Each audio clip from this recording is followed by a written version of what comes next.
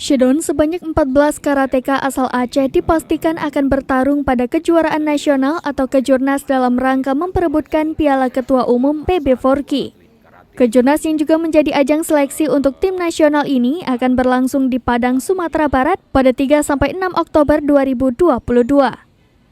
Dari 14 karateka asal Aceh yang berangkat ke Padang, 2 diantaranya adalah karateka handal asal kota Lok Semawe. Mereka adalah Muhammad Imam yang akan bermain di kelas 55 kg putra dan Afri Anggoro Nasution yang akan bermain di kelas 61 kg. Imam dan Afri merupakan murid KKI di Lok Semawe. Saat ini mereka sedang mempersiapkan diri untuk Pora Sigli yang baru-baru ini juga merupakan peraih medali emas di ajang Popdam Labuh Aceh Barat. Sedangkan keberangkatan kedua karateka Lok Semawe ke Padang secara resmi dilepas ke Jari Lok Semawe, Dr. Muklis SHMH yang juga merupakan pembina KKI Lok Semawe.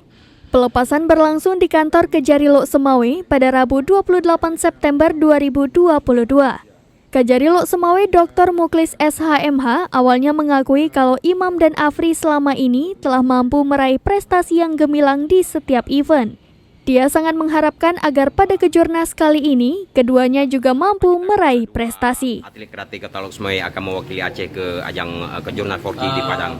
Alhamdulillah bahwa semasa saya di sini 2 tahun di Kota Lok Semawe dan dipercaya dan diberi amanah untuk menjadi pembina KKI Kota Lok Semawe.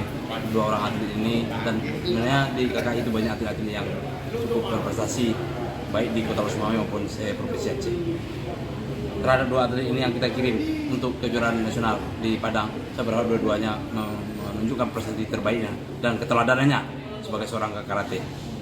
Dan melihat prestasinya yang berada di puncak di Provinsi Aceh, saya yakin 2 atlet kita ini bisa mencapai. Dari Lok Semawe, Saiful Bahri, Serambi On TV.